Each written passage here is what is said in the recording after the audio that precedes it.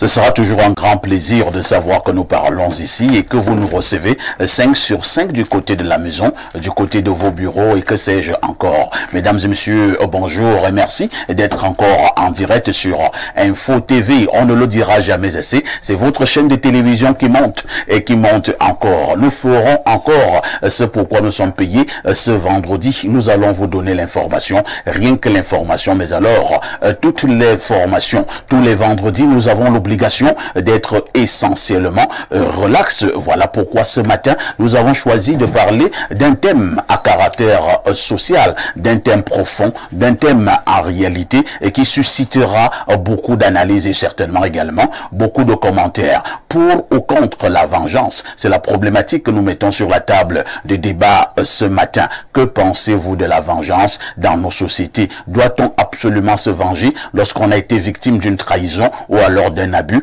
ou alors il faut tout simplement laisser? Nous parlerons de la vengeance à tous les niveaux ce jour en direct sur Info TV. Nous marquerons aussi un arrêt comme cela se doit du côté des kiosques avec la très époustouflante Claudia Ntia qui nous livrera la quintessence de l'information parue en kiosque au Cameroun. La dénonciation du jour n'a pas changé, elle sera toujours intacte. Ce fait de société qui vous énerve, à notre niveau, nous avons le courage de l'opposer sur la table des débats. Question de proposer quelques esquisses de solutions. Au canal 317, sur Canal Plus International, vous êtes à pic sur Info TV. Sachez d'ailleurs que vous êtes des téléspectateurs privilégiés. Et on commence par accueillir ceux de nos invités qui répondent déjà présents ce matin. De toutes les façons, le plateau est au complet. Galanterie oblige. Nous commençons donc par les dames. On salue donc d'abord Corinne Jeanne Elé à Tanganeux. Bonjour. Bonjour.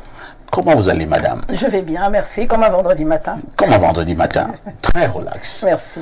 Il faut signaler que ce n'est pas à Tangana, c'est à Tanganeux. Tout à fait. Vous avez certainement des problèmes avec ce nom. Ah, je suis très fière de mon nom, Fon, et donc j'aime bien qu'il soit prononcé comme mon père me l'a donné. Vous êtes une fille Fon? Tout à fait. Fomba Fon. Exactement, exactement. Corinne Jeanne Elé à Tanganeux est une dynamique camerounaise de la diaspora. Depuis une trentaine d'années, elle vit de l'autre côté. Pour l'instant, elle est établie du côté de la Grande-Bretagne. Elle est une grande militante panafricaine, mais en même temps avocate. Alors, qu'est-ce qu'on fait dans le panafricanisme? Oh, j'aime l'Afrique, j'aime le Cameroun, j'aime mon peuple africain et je pense que je milite pour les réparations parce que justice doit nous être rendue. Voilà. Vous avez apparemment une association qui fait dans le panafricanisme. Tout à fait. Il s'agit de quelle association? Alors, ça s'appelle le PARISC. C'est une association des associations. Nous regroupons plusieurs associations à l'échelle internationale. On dit internationaliste parce que nous sommes en contact avec les peuples qui ont souffert des abus impérialistes dans le monde entier. Et donc, mon organisation, notre organisation, milite pour les réparations. Et d'ailleurs, nous serons à Berlin fin novembre, où nous allons expliquer aux Allemands et faire prendre conscience au peuple européen des souffrances que le peuple africain a vécues. Il est très important que justice nous soit rendue et il faut vraiment continuer de le rappeler parce qu'on a besoin que les anciens colons, les impérialistes réparent les erreurs sur le continent africain. Alors, lorsque vous tenez ce langage, avez-vous l'impression qu'au niveau des peuples déjà africains, le langage passe et maintenant, plus encore, au niveau des peuples qui ont fait subir ces tortures et que sais-je encore à l'endroit de ces Africains, ces Allemands, ces Français, ces Anglais, sont-ils réceptifs à cette manière de voir les choses? C'est très difficile de faire entendre raison. Et en parlant, en martelant, en militant, c'est pour ça que nous descendons dans la rue et nous allons parler au peuple de résistance et on s'associe. Donc l'importance de mon groupe, justement, c'est cela. C'est-à-dire on se dresse, on a des amis chiliens que je salue, on a des amis péruviens, on a des amis cubains, des vrais peuples qui ont souffert de l'impérialisme dans leur chair, dans leur corps, et tous ensemble, à force de crier et de répéter, ils prendront leurs responsabilités. Merci Corinne et Jeanne Elé à Tanganeux. J'apprécie déjà votre éloquence. Hein. Merci. Je ne voudrais pas parler de votre beauté, ça ne m'intéresse pas. Merci. en face de vous, une dame peut en cacher une autre. Elle est habituée déjà de ce plateau. Elle, c'est Jeanne Vondo. Une Jeanne peut aussi en cacher une autre. Hein. Jeanne Vondo, bonjour. Bonjour, parfait. Bonjour à mon homonyme qui est là et qui me soutiendra.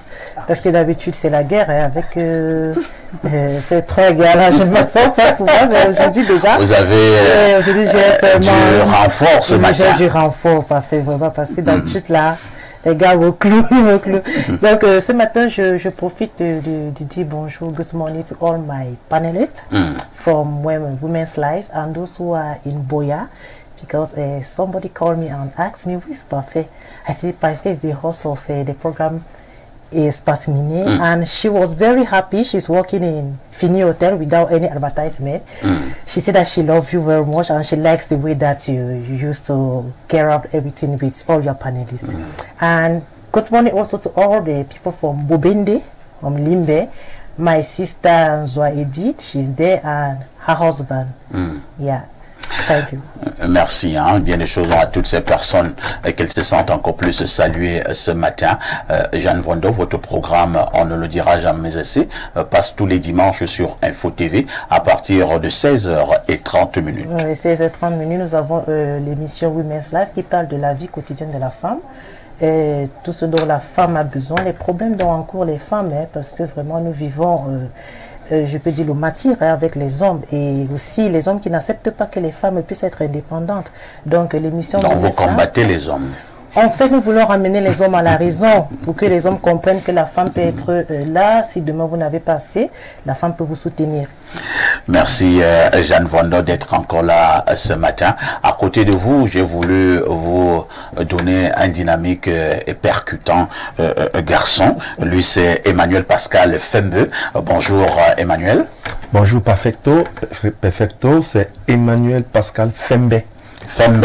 Oui. Wow, il faut bien prononcer. Ouais. Mais comme c'est pas dans un dictionnaire, vous me le considérez. Oui, bien sûr. Emmanuel Pascal Fembe est le président de la communauté madrilène du Cameroun. Ouais.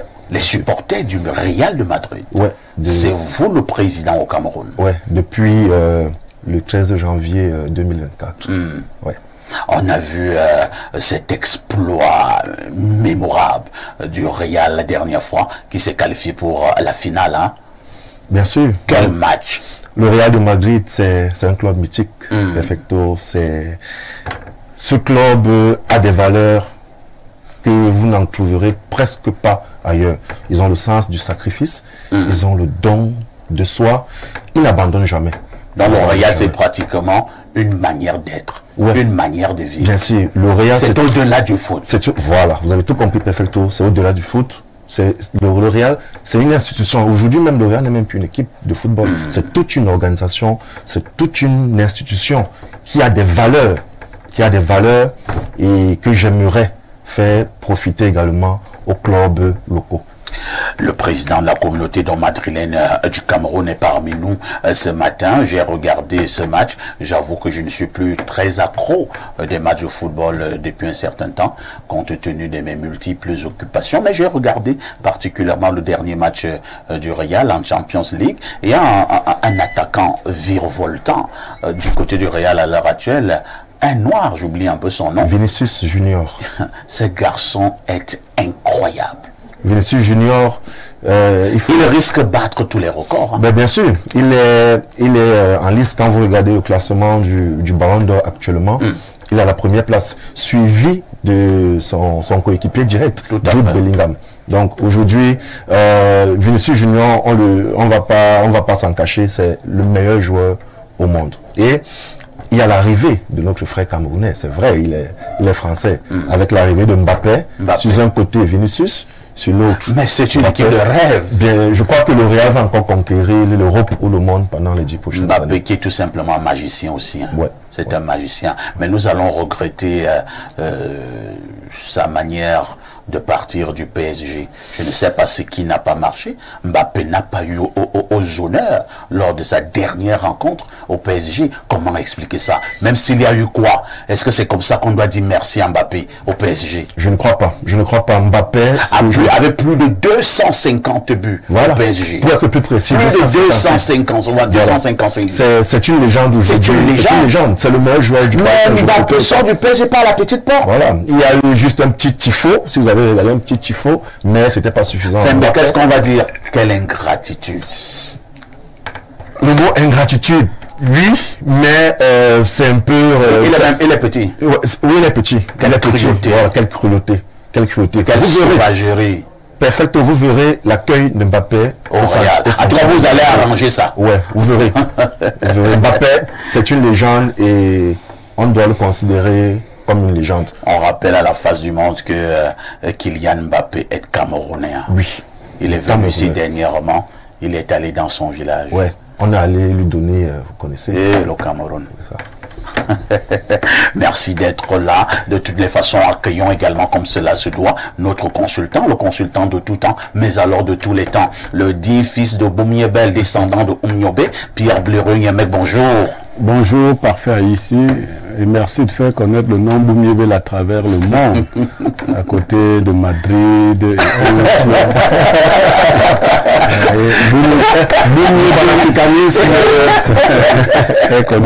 femmes et tout. Voilà. J'aimerais dire bonjour à Nathalie Dim et Diangué. La Belloise. Quand on dit à Douala la Belloise, ça veut dire que vous êtes du canton Bel. Ah, d'accord. C'est elle que vous appelez souvent ici Nathalie de Bernardo. D'accord. C'est ma belle-fille. Voilà. D'accord. Vous vous êtes déjà vu ou vous êtes déjà connu? Non, se connaître dans la Bible, c'est avoir des relations sexuelles dont l'aboutissement est un enfant. C'est pour cela qu'on dit Adam connu et elle enfanta. Je préfère partir de ce couloir. J'aimerais également souhaiter joyeux anniversaire à Sophie Ngui. C'est une juriste au port de Kribi, une excellente dame. Elle a 1 an de plus aujourd'hui et je lui souhaite tout le meilleur. Maintenant, je suis heureux d'être entouré tel que je le suis ce matin. Pierre Blériot-Yemec, la sagesse de ce vendredi. Alors, la sagesse de ce vendredi n'était pas tout à côté. Je la retrouve et elle me dit: ne vous accoutumez jamais à la souffrance. Le bonheur, c'est aussi refuser de souffrir. On peut reprendre. Ne vous accoutumez jamais à la souffrance. Le bonheur, c'est aussi refuser de souffrir. Ça veut dire quoi? Parfait. Vous voyez, il y a des gens qui vous soumettent à une vie difficile et vous voulez dire que vous êtes déjà habitué. Pour faire une fleur aux femmes, elles sont très souvent celles qui aiment s'accoutumer à la souffrance. On les maltraite, elles sont là. On leur demande de supporter. On leur dit de supporter, que c'est la vie. Non. Le bonheur, c'est refuser aussi de souffrir. Merci Pierre Blériot-Yemec pour ces éternelles sagesses matinales. Les sujets ont été proposés, le plateau affiche complet. À tout de suite pour la suite.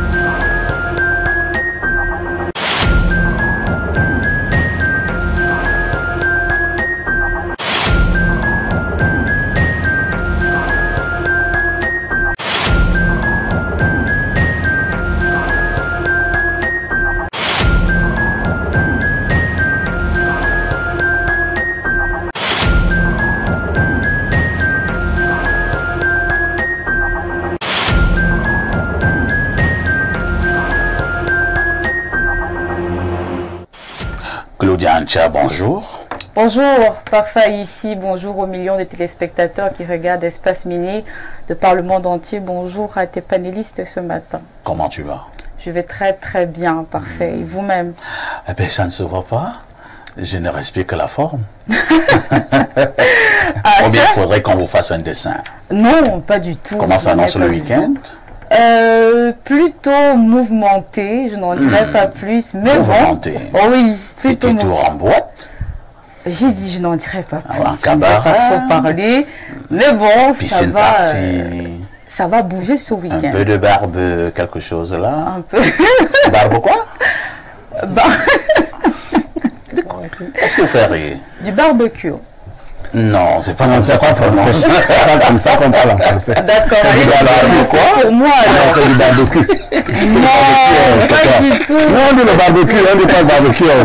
C'est le cuir, tu prends. Dans tous les cas, Bon. ça vous Ne concerne. faites pas pleurer la petite Claudia. Je ne peux même pas pleurer sur ce Tu t'en plateau. sers déjà, mais.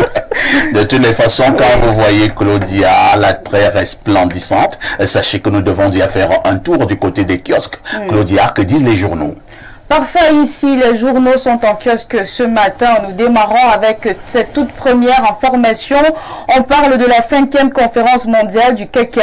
L'ICO remercie et félicite le Cameroun. C'est la substance de la correspondance du directeur exécutif de l'organisation internationale au ministre du Commerce pour sa participation et sa contribution exceptionnelle du pays de Paul Biya à cet événement tenu du 21 au 24 avril 2024 à Bruxelles en Belgique. Info Matin décrypte l'actualité de la page 2 à la page 3. Les prouesses avec le ministère du Commerce se poursuivent avec le témoin. Francis Bonga s'intéresse aux produits brassicoles. Le Mincommerce, fervent défenseur des consommateurs. Luc Magloire Bagatongana n'a pas hésité au cours d'une séance de travail dans son département ministériel à poser une fin de non-recevoir doléances des syndicalistes qui souhaitent augmenter le prix de la bière. L'hôpital central de Yaoundé brille de mille feux grâce à la construction et l'installation de la mini-centrale solaire. Le projet a été financé par le MINE à hauteur de 200 millions de francs CFA. Cette centrale va permettre d'alimenter en cas de besoin les services hautement sensibles de ce centre hospitalier, indique le journal Mutation paru en kiosque ce vendredi. Alors que la journée mondiale du paludisme bat son plein, le jour s'interroge ce matin pourquoi le paludisme fait de la résistance. Aman Mana met en évidence les chiffres préoccupants des consultations, hospitalisations et décès dans ce journal de la page 2 à la page 3. Au bas de une, on parle de consommation, le prix de la bière n'augmentera pas, peut-on lire en page 7. Le quotidien de Jules Brice Ngaba est à l'affiche ce matin. Le journal s'intéresse à la santé, lutte contre l'hypertension artérielle. L'ordonnance de Manaouda Malachi pour réduire la pathologie est à lire dans ce journal. Et puis en éducation, l'université de Berthois présente ses offres de formation au cours des journées de l'orientation académique professionnelle. Le recteur, le professeur Dieudonné Emmanuel Peignem, préside la cérémonie. Et puis, grand fraudeur en flagrant délit, Camer Presse présente les chiffres par la fraude sur la consommation de l'électricité au Cameroun. Les chiffres sont évalués à plus de 60 milliards de francs CFA.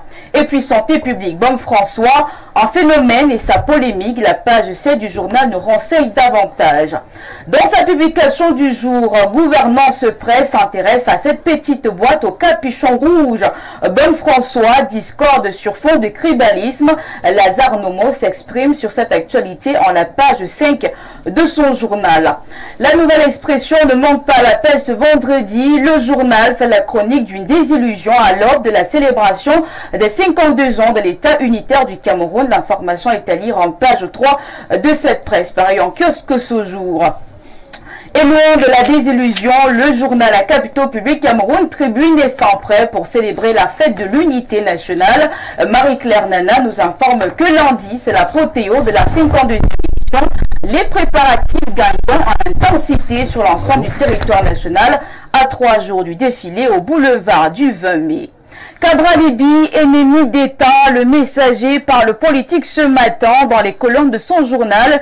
Dipius Diawé nous informe que menacé d'expulsion, des commissions des LECAM interdit de défiler le 20 mai prochain. Le PCRN et son leader contesté vivent un véritable chemin de croix. Entre-temps, le quotidien Réalité Plus s'intéresse à la délégation permanente des signatures du président de la République, Ferdinand Gongo, et dans son couloir, il ne fait que son travail, le reste n'est que Congossa, apprend-on du journal de Paul Guarekindi ce vendredi. Et puis enfin, nous clôturons cette semaine de la revue de presse avec l'œil du Sahel qui nous dévoile le nombre de cas d'enlèvement. Guiba Gatama compte 54 cas en avril 2024 seulement dans la région de l'extrême nord. Merci Claudia Ntia pour toutes ces informations fraîches parues en kiosque au Cameroun. Vous ne partez pas comme d'habitude, vous allez nous donner le fait saillant de l'actualité qui retiendra notre attention ce soir aux 19h et aux 20h. Alors ce soir, parfait, ici on parlera un tout petit peu du commerce en ligne et surtout de la qu'il y a autour de ce style de vente. Alors plusieurs personnes sont aujourd'hui victimes de ces commerçants virtuels, entre guillemets. Il s'agit tout simplement de voir un produit sur le net qui vous attire, qui vous plaît. Mais lorsque le livreur arrive chez vous pour vous livrer ce produit, ce n'est pas du tout la même chose. Alors, il y a un tout autre mode opératoire, c'est-à-dire vous envoyez de l'argent à ce commerçant qui se trouve de l'autre côté de la ville. Et puis, voilà, le monsieur ou la dame décide tout simplement de ne pas non seulement vous envoyer votre colis, c'est-à-dire le faire parvenir jusqu'à vous, mais aussi de rester avec la totalité de vos frais. On va essayer quand même d'interroger, n'est-ce pas, ce commerce en ligne. Dans tous les cas, on saura davantage aux 19h et aux 20h ce soir. Ils sont nombreux, Claudia, et nombreuses qui se sont faites arnaquer à l'aide de cette affaire que l'on appelle commerce en ligne. Oui. Même s'il faut aussi dire pour le cas des femmes, il y a une catégorie de femmes qui s'est lancée au niveau du commerce en ligne. Elles le font bien. Oui. Mais il y a également d'autres femmes qui se cachent derrière le commerce en ligne pour commercialiser plutôt autre chose. Comme quoi, parfait, ici? Je vous dirai en off. D'accord. Claudia? Oui, parfait. Tout en te souhaitant un inoubliable week-end, nous nous disons à mardi 10h. À mardi 10h. Puisque lundi, c'est la fête de... Tout à fait, c'est la fête de l'unité. C'est la fête de l'unité. Le président de la République, son Excellence Paul Biya, présidera la grande parade au boulevard du 20 mai. D'accord. Claudia, excellent week-end. Merci. Au moment où Claudia était en train de nous donner cette quintessence de l'information parue en kiosque, le journal du grand frère Guiba Gatama, l'œil du Sahel, nous rappelle que pour le mois d'avril, pour l'année 2024, nous sommes déjà à 54 enlèvements du côté de l'extrême nord. C'est devenu un véritable phénomène du côté de l'extrême nord, 16 enlèvements, mais également aussi du côté du nord-ouest et du sud-ouest. Pierre Blerion-Niemek, c'est un sujet très important, le sujet portant sur les enlèvements au Cameroun. C'est un sujet inquiétant. Vous savez qu'à un moment donné, les rançons étaient devenues monnaie courante dans cette zone-là. On a même soupçonné des autorités les plus insoupçonnables dans ce trafic, parce que finalement c'est un trafic. Tout à fait. Et je crois que l'un des rôles régaliens de l'État, c'est d'assurer la sécurité des biens et des personnes. Il faut mettre un accent tout particulier. On avait un ami général qui était dans cette zone-là. Pendant son séjour là-bas, ces choses avaient diminué. Je pense que vous voulez parler du général Valenka. Oui, le général Valenka. Il a abattu un travail énorme. Il entrait même dans nord-ouest et du sud-ouest, oui. Quand je le dis, ceux qui comprennent, comprennent. Il a également abattu un travail énorme du côté de l'extrême nord. À un moment donné, il était le numéro 2 de la force multinationale mixte pour combattre Boko Haram. Donc je crois qu'on a besoin de telles personnes dans ces milieux-là. Mais moi, vous avez eu une actualité, je sais pas, qui m'a accroché. Votre affaire du prix de la bière. J'ai entendu jusque 2 journaux dire le prix de la bière n'augmente pas, comme une victoire. Oui. Le prix de la bière n'augmente pas. Et je suis sûr qu'au quartier, les gens ont dit oui. Je me rappelle mon feu grand frère Charles Ateba Yéné, qui décrivait la quantité d'alcool consommée par les Camerounais. Il la comparait au fleuve Sanaga. Non, je crois que là où l'État pourrait faire de bons bénéfices, c'est sur le prix de la bière. Il faut davantage taxer la bière. Blaireau, ce n'est pas parce que toi tu ne bois plus que maintenant tu as ce genre de raison. Non, mais là, même si on met la bière à 10 000, toi ça te laisse. Non, mais je offre à boire. Non, je vais dire ceci. Ici. Moi, j'aurais aimé qu'on nous dise le prix du carburant n'augmente pas. Essayons d'équilibrer. Quand on augmente la bière, on stabilise le carburant. Parce que je vous ai dit qu'on s'apprête encore à augmenter le carburant. Ce n'est pas une bonne nouvelle. Quand on nous dit le prix de la bière n'augmente pas, les produits sociaux, les produits de base augmentent, la bière n'est pas un produit social de base. Très bien. Ce n'est pas un produit de première nécessité. Donc moi, je veux demander au ministre du Commerce de lever cette interdiction, de doubler, même de tripler le prix de la bière. Là, les Camerounais pourraient peut-être boire moins. Et cela nous donnerait le temps de ne plus seulement nous accrocher aux histoires périphériques du genre elle a fait Cafout a fait que ceci non, on va se concentrer. Un peuple qui boit, mais ce n'est pas possible. On compare même les Camerounais aux Équato-Guinéens associés aux Allemands. Parce que c'est vous qui êtes champion du monde en bière, vous êtes champion du monde en whisky, en champion. Monsieur le ministre, augmenter le prix de la bière. Blériot. Je rappelle encore à l'endroit des nombreux téléspectateurs que Pierre Blériot n'est plus consommateur d'alcool. Est-ce que ceci peut expliquer cela? Je n'en sais rien.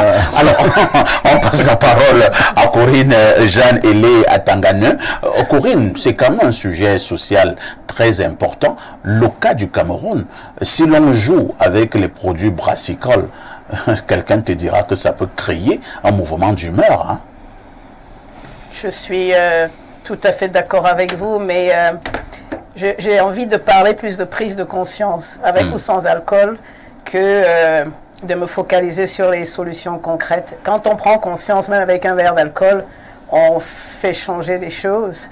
Ce n'est pas que l'alcool, c'est aussi le fait religieux. Au Cameroun, on a des églises à tous les 2 kilomètres. Oui. Ben, il y a juste trop de bars et trop d'églises. Et l'un ou l'autre, c'est plus la prise de conscience personnelle sur laquelle il faudrait se focaliser pour que les vaillants Camerounais que nous sommes prennent les choses en main. Corinne, lors de la période du Covid au Cameroun, les autorités se sont amusées, je le dis, hein, elles se sont amusées à dire qu'à partir de 18 ans, on ferme les bars. On ferme les bars. Et à partir de 18 ans, on ferme les bars. Cette affaire a duré 1 mois. Le président a demandé qu'on ouvre les bars, comme d'habitude. Vous pensez que le président est fou? C'est une bonne solution, mais j'appellerais ça un bon début de solution.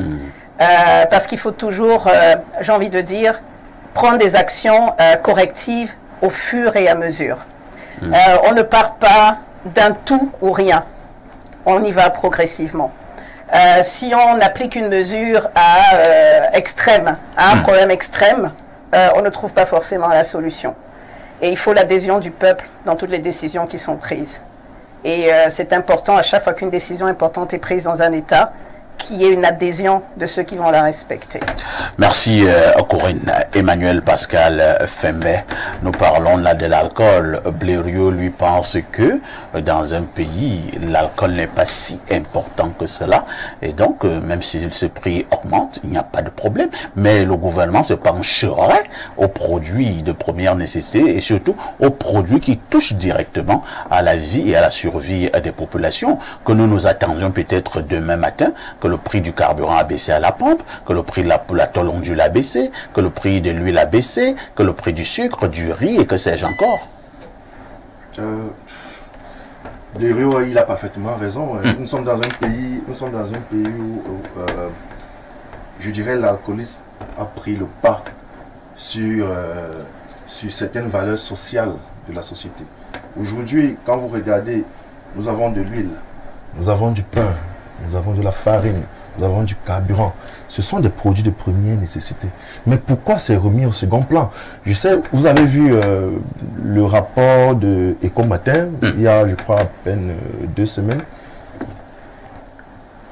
Le montant qu'une société brassicole a pu payer en termes de taxes. Vous voyez un peu plus de 360 milliards de francs CFA. En fait, c'est un couteau à double tranchant, en fait. Vous voyez un peu.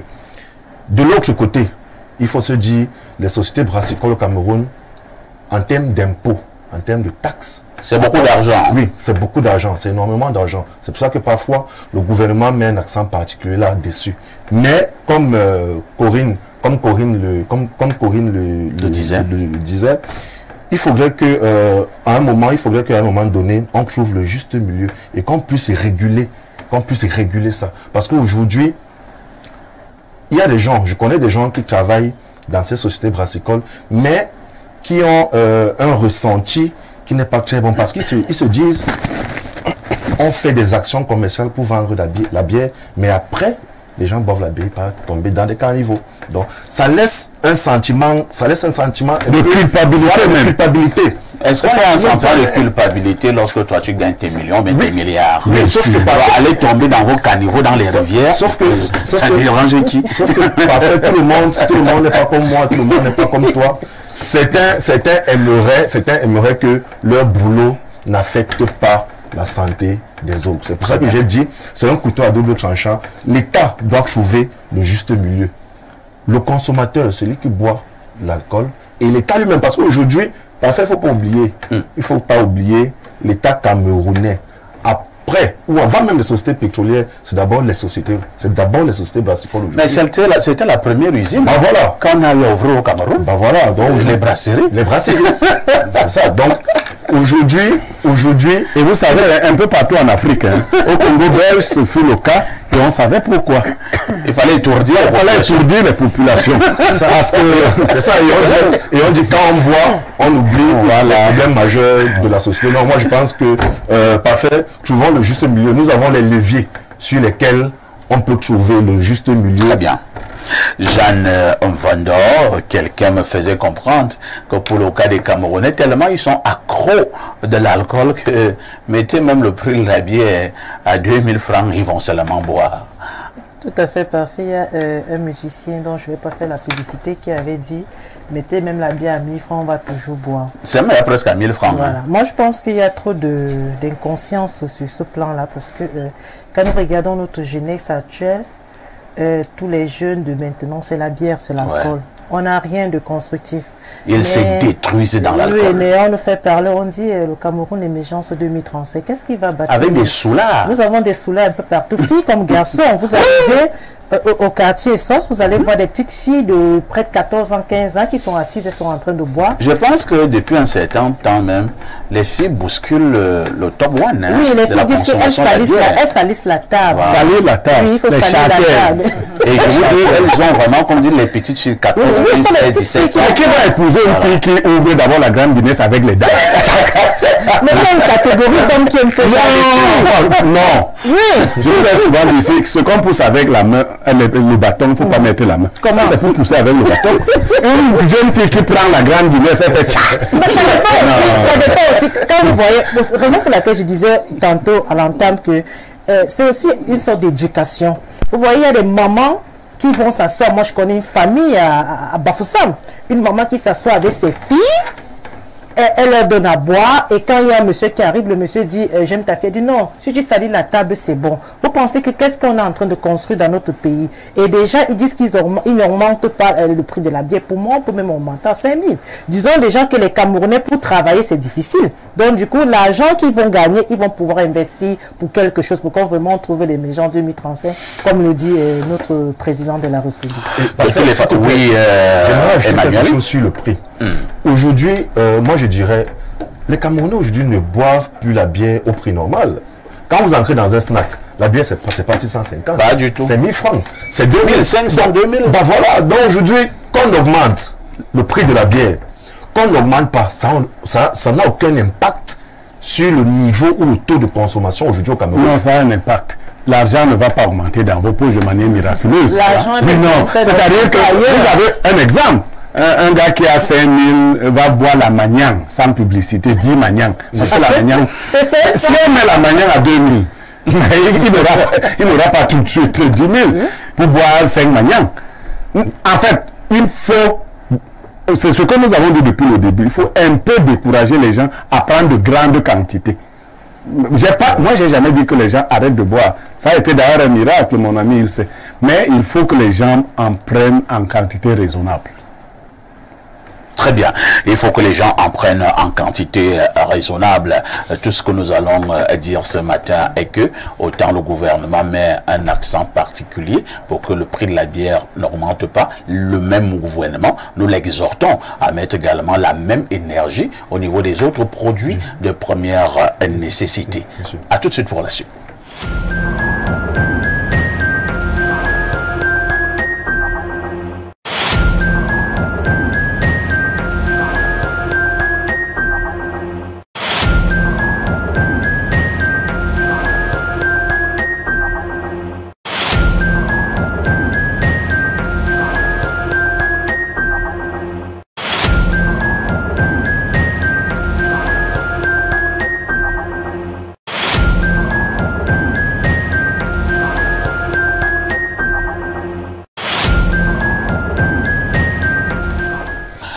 Retour sur ce plateau d'Espace Miné, on ne le dira jamais assez, de lundi à vendredi 10h, 11h52, pendant 2 heures de temps, nous déminons l'espace. Nous passons la parole à nouveau à Pierre Blériot pour la dénonciation de ce vendredi.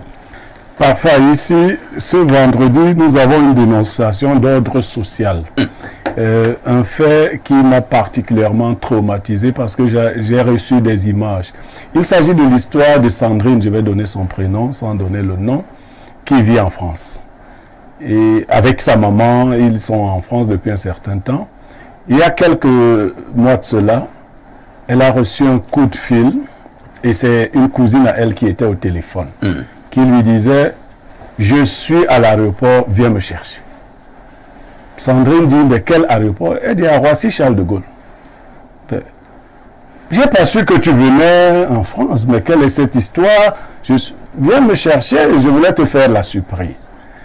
Sandrine a hésité, mais finalement a envoyé sa localisation à sa cousine. Sa cousine a pris un moyen de transport et est arrivée au domicile de Sandrine.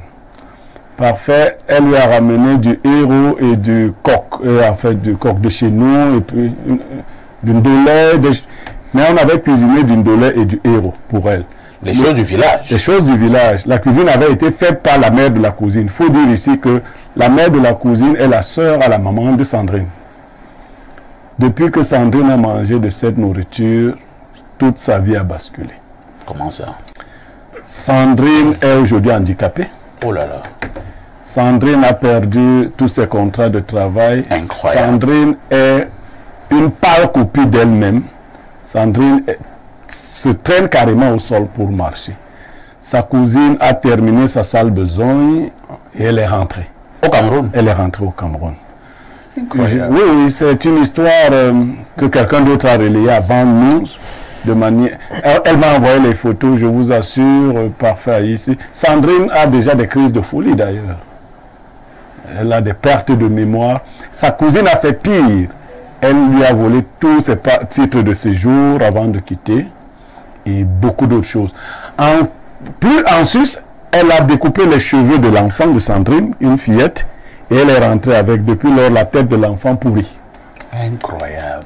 Bon, on dit que la cousine appartiendrait à un ordre particulier ici au Cameroun qui ferait d'elle une forme de femme serpent et qu'elle aurait léché Sandrine.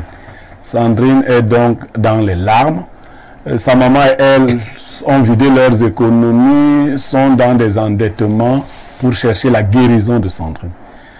Elle m'a joint, sa maman m'a joint, et j'ai pensé que nous pouvions poser ce problème ici. À côté de ça, quelquefois, c'est des escroqueries. Payez-moi le billet d'avion, je viendrai soigner Sandrine sur place en France. Vous savez, il y en a qui savent profiter du malheur des autres. Donc, j'ai voulu poser ce problème ici, afin que tous les démineurs de circonstances puissent placer un mot. Merci Pierre Blériot pour cette dénonciation.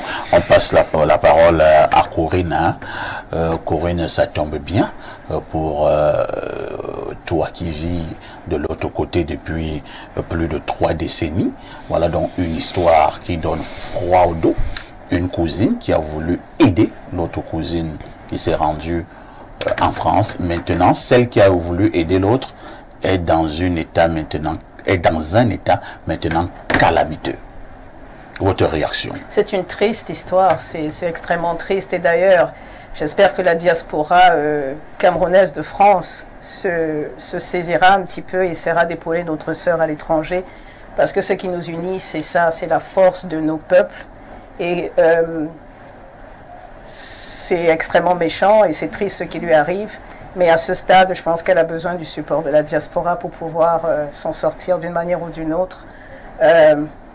Quel autre avis je pourrais avoir à part compatir et essayer de soutenir Sandrine qui vit ces moments difficiles et puis surtout son enfant. Ça me donne froid dans le dos, je suis mère et je suis femme et c'est incompréhensible.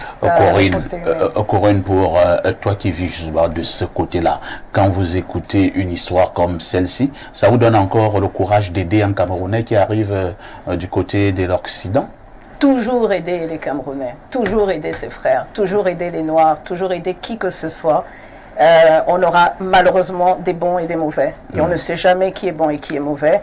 Et si on s'attarde sur les méchants, ben on deviendra méchant. Et c'est ce qu'il faut éviter de faire.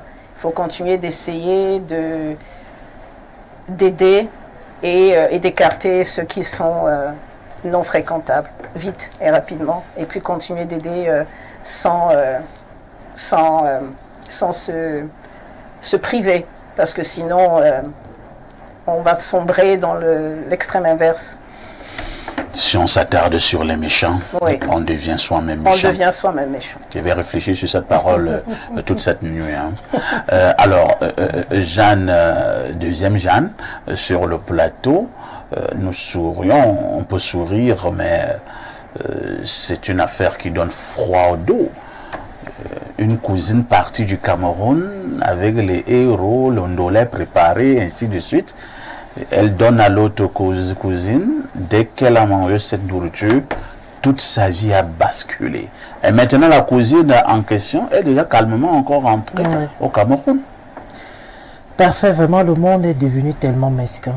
Moi, particulièrement, si je ne t'attends pas, je ne te reçois pas. Ah bon? Oui. Mais c'est clair, non? Je te reçois pas. Ça, c'est le manque de solidarité. Il n'y a pas de problème, parfait. Parce qu'à un moment, il vaudrait mieux qu'on vous traite de personnes méchantes. Mais vous êtes en paix dans votre coin. Parce que cette histoire, Sandrine qui a été tellement gentille de recevoir, je peux dire une inconnue, connue qu'elle ne savait pas. Oui, parce que c'est sa cousine, mais elle ne la connaissait pas. Elle reçoit la dame rapporte les héros et tout, sans toutefois en demander, elle devait réfléchir. Même si c'est ta soeur, même si c'est qui arrive chez toi à l'imprévu, t'apporte à manger, il faut être méfiant, parfait. Il faut vraiment être méfiant. Donc actuellement, ce qu'on a lieu de faire, c'est d'aider Sandrine, de trouver les voies, des moyens. C'est pas en France qu'on va l'aider, c'est pas du côté de la France qu'elle pourra trouver guérison. Nous sommes des Bantous. Nous sommes des Bantous. Et moi, je dis toujours, cela va à travers de notre thème qui sera là posé tout à l'heure. La vengeance. Oui, Sandrine revient et on fait le retour à l'expéditeur. Moi, je le dis toujours parce que quand tu ressens mal dans ta peau, c'est pas parce que on est méchant qu'on veut le faire, mais c'est parce que c'est que tu ressens, personne d'autre ne peut ressentir cela. Donc, Sandrine, vraiment, s'il y a possibilité qu'on puisse l'aider, on va le faire pour qu'elle vienne au Cameroun. Mais elle va trouver une santé, mais pas une santé totale. Elle ne sera plus la Sandrine qu'elle était au départ. Emmanuel Pascal Femben, nous en parlons également, je pense la semaine dernière, il y a également eu un cas similaire en Europe où un Camerounais a également aidé un autre et finalement le gars en ce moment est dans des sales draps. Voilà une autre histoire où Sandrine maintenant est handicapée. La tête de sa fille pourrie parce qu'elle a voulu faire montre de solidarité. Elle s'est dit qu'elle pouvait aider sa sœur camerounaise et qui s'est rendue du côté de l'Europe. Déjà, parfait. Moi, j'ai écouté cette histoire parce que c'est une histoire qui ne date pas d'aujourd'hui. Cette histoire de Sandrine. Je l'ai écoutée via des réseaux sociaux. Déjà, il faut savoir que Sandrine, c'était une femme qui était grande, belle, très belle. Hein? Elle avait un bon boulot. Elle vivait dans un bel appartement avec sa maman. Une vie bien établie. Et comme Blériot le disait, sa cousine appartient à un corps ici. Et comme on dit, elle a des parrains derrière. Elle a vraiment des parrains qui la soutiennent, quoi. Vous voyez un peu. Sandrine, la cousine de Sandrine va donc en Europe. Sandrine, comme la dame le disait, elle ne connaissait pas sa cousine. Et elle a même demandé un moment à sa maman, bon, tu fais venir quelqu'un, moi je ne sais pas pourquoi, parce que la maison appartient à Sandrine, vous voyez un peu. Elle vit en France depuis. Et aujourd'hui, bref, il y a 2 mois, parfait, si tu vois l'état de Sandrine, je te jure, tu couleras des larmes. Incroyable. Surtout si on te raconte l'histoire de Sandrine avant et si tu l'avais vue. C'est déplorable parce que ce sont des faits de société qu'on vit. Aujourd'hui, on regarde, les gens de la diaspora viennent au Cameroun. Sur 10 personnes qui viennent au Cameroun, 2 rentrent en vie, parfait. Il y a eu un phénomène ces derniers temps. C'est pas normal. On les tue ici au Cameroun comme tel des mouches. C'est pas normal. Que cette affaire et aujourd'hui, c'est ça. Et aujourd'hui, on ne les attend plus. Mais non, pas les retrouver là-bas. Mais non, pas les retrouver, non. Non, à un moment donné. Parfois même avec la simple photo, quand on demande aux gens de ne pas s'afficher sur Facebook, les gens s'affichent même si tu souffres quelque part, tu te filmes. À travers cette photo-là, ici au pays, on peut finir avec toi. Donc on aimerait aussi demander aux jeunes filles, quand elles arrivent là-bas, de ne pas étaler leur vie.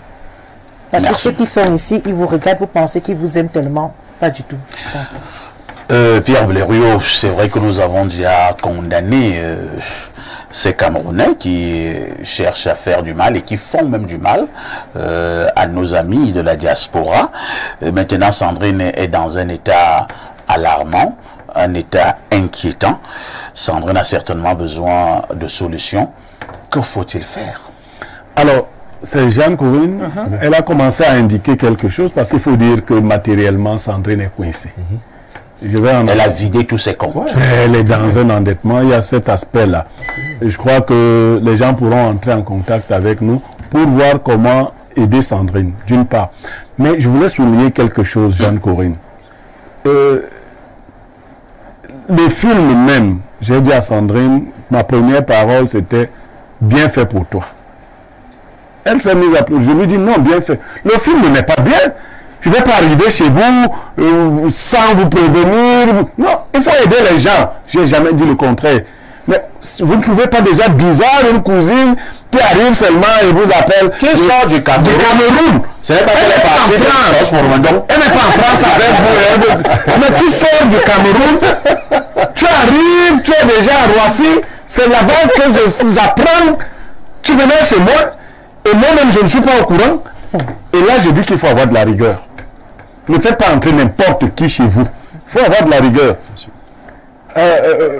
Je fais une petite bifurcation. Ce matin, une des personnes qui travaille dans ma structure est arrivée. Et le monsieur, pendant qu'il était dans le camp, je le retrouve à un coin éloigné du camp là. Je dis, mais tu allais faire quoi là-bas? Il me dit que non, il a vu un appareil de forêt. Je dis non! Quand on vient chez les gens, on ne se met pas à aller partout. Tu restes là où tu dois être. Bien sûr. C'est parce que peut-être tu es venu avec une herbe, on m'a dit qu'il faut aller planter. Non, pas faire ça. Effectivement, je suis allé du côté où il était pour aller vérifier. Oui, tu mais les gens sont bizarres. Peut-être tu es venu avec l'herbe du désordre familial. Quand tu vas sortir, non. Il faut s'annoncer. Et les gens qui m'écoutent souvent savent que je fais rentrer mes frères de sang, mes neveux de la maison. Un neveu est arrivé encore il y a deux, je vous disais. Et on m'appelle seulement dit que tel est ici, il ne va pas donner son nom. Je l'ai appelé dès qu'il a décroché. Je lui ai dit au moment où tu vas raccrocher, que tu sois en train de partir. Ce n'est pas que je n'aime pas mes neveux, ce n'est pas que je n'aime pas mes frères et sœurs. On se fait annoncer. Ce n'est pas le moulin. D'accord avec toi. Et donc, Sandrine a été plus que bonne parce qu'elle m'a dit qu'elle a hésité. Elle s'est dit, mais une telle surprise. Mais elle a fait bien aussi avec sa maman. Oui, mais sa maman, c'est ta soeur. Parce que ça devient c'est ta soeur. Tu vas même pas la laisser traîner. Je ne vais pas te laisser traîner. Tu es venu pour moi. Si ce n'est pas... Tu vas repartir de là pour le Cameroun où tu trouveras où aller. Aujourd'hui, cette dame, dont on n'a pas donné beaucoup d'indications ici, est hyper protégée parfait haïtien. Ouais. Mais comment c'est hyper protégé? Non, c'est là que je comprends pas. Je préfère. Attendez un peu. Hyper protégé par qui? Bon, déjà, Emmanuel a parlé des parents. Alors, tous ces parents se sont réunis pour aller faire du mal à Sandrine en Europe? Oui, parfait ici. Oui. Elle appartient à un corps déjà d'élite au Cameroun. Un corps d'élite, c'est quoi? Bon. L'un des plus grands corps d'élite au Cameroun. Comme nous avons beaucoup de... Vous ne voulez pas du journalisme? Voilà. Donc, elle appartient à une secte particulière. Ah bon? Oui. On va en parler. Vous savez, si vous me voyez hésiter, c'est parce que j'ai plus qu'une information sur la dame. Ce que moi je souhaite ici, c'est que nous sauvions Sandrine. Et cela est faisable. Et comme d'autres l'ont indiqué ici, le traitement le plus facile ne peut se faire qu'au Cameroun. Les petits remèdes, parce qu'il faut laver totalement Sandrine. Elle a été évidemment léchée par un serpent. Incroyable. Oui, cette dame se transforme en serpent. Elle l'a léché. De sorte que quand vous voyez, Sandrine qui était brune, elle n'était pas aussi brune que Corinne. Mais vous pouvez imaginer Corinne devenir comme Emmanuel. Non, c'est Sandrine qui a quelque chose de gravissime qui s'est produit. Sandrine est devenue une laide femme qui fait peur même aux enfants. Si je me permets une fois de plus, n'utilisons pas des cas isolés pour changer la richesse de notre culture bantou. Ça veut dire que les gens arrivent seulement arrivent à l'improviste. C'est comme ça qu'on a été éduqués.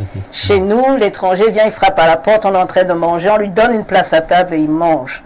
On va gérer ensuite les cas isolés. Vraiment, je suis désolée de vous contredire. Non, mais vous êtes libre de Corinne est dans la solidarité africaine. Voilà. C'est ce qui fait notre charme. Combien de fois on a eu des cousins qui ont débarqué? Je vais vous donner un exemple. Je vais parler de la communauté zaïroise parce que je suis panafricaine. Quand un Camerounais se rend dans n'importe quel coin du monde, quand il appelle ses frères camerounais, on lui raccroche au nez. On ne vient pas le chercher à l'aéroport parce qu'on a souffert justement de cas isolés. Mais quand vous allez dans la communauté zaïroise, les gars vous reçoivent, ils vous donnent une petite table, on vous met un petit matelas par terre, vous dormez et vous êtes accueillis. Et cet humanisme qui les caractérise me séduit. Et je ne veux pas que les Camerounais changent, je veux qu'on reste comme on nous a élevés. L'étranger est roi chez nous et je me vois mal avoir un frère qui débarque en Angleterre, prendre son téléphone et ne m'a pas prévenu et lui dire reste où tu es. Trouvons une solution. S'il n'y a pas de place chez soi, on essaie de voir. Et quand vous réalisez que cette personne est un individu un peu bizarre ou que rien n'aurait empêché les personnes qui étaient déterminées à achever Sandrine de l'achever. Ici ou à l'étranger. Et je crois que c'est comme ça qu'il faut approcher la chose. Et rester humaniste. Merci beaucoup. Lisons d'abord quelques préoccupations des téléspectateurs. Bonjour les démineurs. Que Sandrine rentre au Cameroun. Elle rencontre Ndiboka Sowona. D'accord. C'est Magloire depuis Soi qui envoie ce message. Autre message ce jour. Bonjour.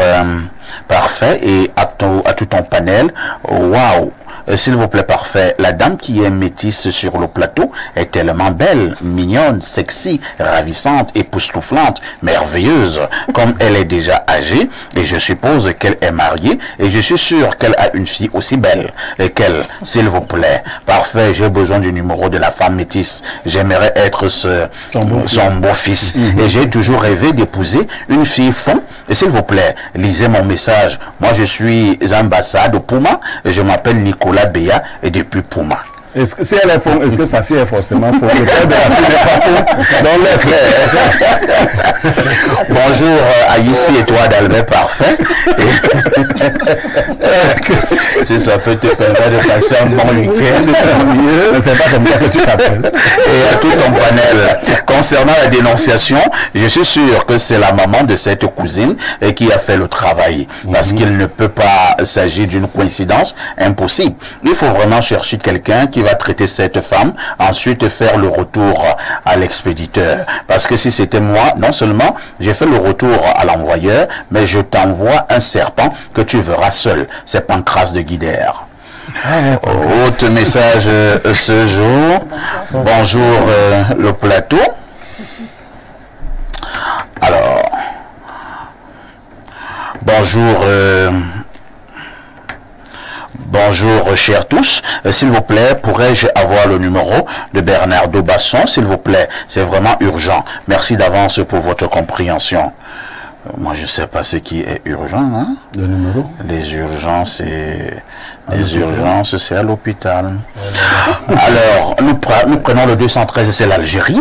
Bonjour à tout le plateau, parfait ici. Le Zeus de la modération, c'est toi. C'est parfois bien d'inviter des voix féminines sur le plateau pour terminer la semaine en beauté et pour évacuer le stress accumulé. Donc les femmes sont là pour vous évacuer le stress. Mais c'est bien, non? Les femmes. Non, c'est pas les Non, c'est une très belle chose. Ce n'est pas pour rien que les opérateurs téléphoniques ont mis la voix d'une femme. Voilà. Tu te reçois à chaque fois que tu appelles un numéro et que le numéro est indisponible. Imagine un peu que tu es stressé et que tu appelles un numéro pour réclamer ton argent et que c'est la grosse voix grave de Blériot et qui te reçoit pour te dire que le numéro est indisponible. Ça va encore faire monter ton stress et ta colère. Pour la dénonciation, franchement, Sandrine a été naïve. D'ailleurs, j'ai un conseil pour toi ce matin, parfait ici. Au Cameroun, il ne faut jamais manger dans un restaurant 2 fois. Si aujourd'hui tu manges dans un restaurant en Vorada, demain il faut aller manger à Messassi et le lendemain tu pars à la briqueterie. Et si on repère ton restaurant, on va t'empoisonner. Jésus a été cloué sur un poteau parce qu'il était trop gentil. Il y a des moyens mystiques pour soigner Sandrine au Cameroun. Il y a la reine des montagnes à l'ouest du Cameroun. Il y a aussi un autre guérisseur très puissant à Tibati qui s'appelle Yagok. Il peut la soigner et tuer cette cousine. Autre message ce vendredi en direct sur Espace Miné. Bonjour Perfecto. Quand on a dit à Sandrine, j'ai eu peur parce que c'est le prénom de ma sœur. Je profite pour lui faire un coucou depuis Edea. Parfait, je n'ai pas d'amis. Je ne bois pas, ne reçois personne chez moi. C'est mieux comme ça. Non, n'en déplaise à courir. Trauma général. Non, chez nous, les Bassans, on dit que Corinne n'était pas ici. Bonjour, monsieur Parfait. Ici, pour l'affaire du prix de la bière, l'artiste chanteur... D'accord. Moi, je ne vais pas faire la pub de ces artistes. Hein. Désolé. Et on prend un autre message. Bonjour, les poutines du micro, plus particulièrement à Adalbert. Si ça peut te faire passer un bon week-end. Par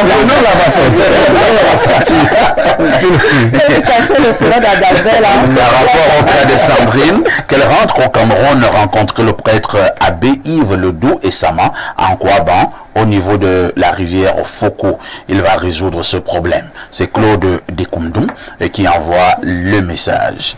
Bonjour Perfecto. L'affaire de Sandrine est hyper triste. Mais Perfecto, comment on peut avoir le président d'une communauté de la plus grande institution du monde, à savoir le Real Madrid, et nous ne sommes pas au courant. Normalement, il doit être la 5e personnalité de ce pays. Mais bref, Rala Madrid. Nadamas. Ah.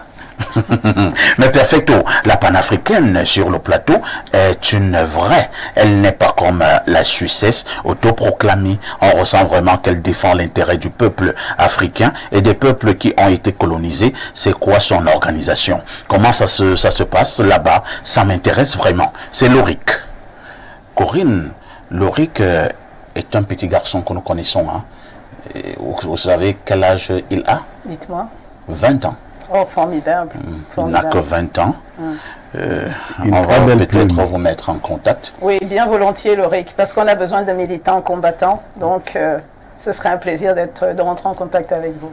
Bonjour Parfait et tout le panel. Moi, je suis d'accord avec Monsieur Niemek. On a eu une situation pareille chez nous. Un cousin que mes parents avaient élevé, il a commencé à manquer de respect à mes parents et mon papa l'avait envoyé chez sa mère. 10 ans plus tard, il a débarqué chez nous, sortant du Gabon, disant qu'il vient demander pardon à papa. Le lendemain, notre papa est décédé de suite d'accident. Ah, Corinne, c'est compliqué. Hein? Continuez à être solidaire dans ces conditions. Vous allez vous transformer en blanc ou comment? À Barbemounou, tu n'étais pas ici. Elle ne comprend pas le pays. Barbemounou, tes copines sont en train de regarder. Elle va boire avec nous. Barbemounou. Vous êtes en direct sur Espace Miné, votre programme qui passe tous les jours de lundi à vendredi sur Info TV au canal 317, 11h, 10h, 11h52. C'est une autre manière de faire la télé. À tout de suite pour la suite. Et si on plongeait dans la nouvelle expérience Canal+, venez essayer en boutique. Renafro Finance SA, acteur majeur de la microfinance au Cameroun depuis 1996. Et si ta solution venait de la Masso?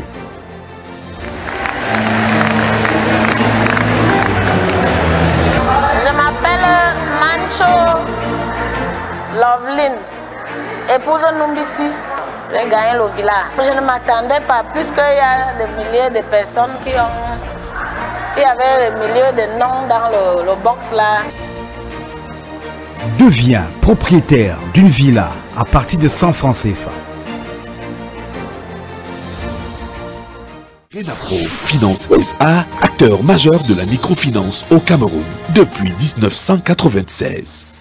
Vous souffrez d'hypertension, mal de nerfs, d'arthrose, infertilité, rhumatisme, MST et bien d'autres, la médecine chinoise est la solution à tous vos problèmes de santé. Qu'est-ce qu'on entend beaucoup plus par médecine chinoise? Médecine bio, parce qu'une médecine qui soigne les malades sans effet secondaire quelconque. Médecine qui fait, n'est-ce pas, des massages manuels. Médecine curative, parce qu'elle agit directement, n'est-ce pas, sur la santé des malades. Au centre médical de la médecine chinoise, c'est la guérison pour tous. Faites-vous dépister et recevez les soins des spécialistes expérimentés. J'avais l'arthrose aujourd'hui. Je me sens vraiment à l'aise. Je suis vraiment satisfaite. Je suis venue pour me faire soigner et puis j'ai trouvé un bon résultat. Le centre médical de la médecine chinoise est situé en Volier derrière la basilique. Contact 691 19 87 68. Médecine chinoise, le secret de la longévité. Et si on Canal+, venez essayer en boutique.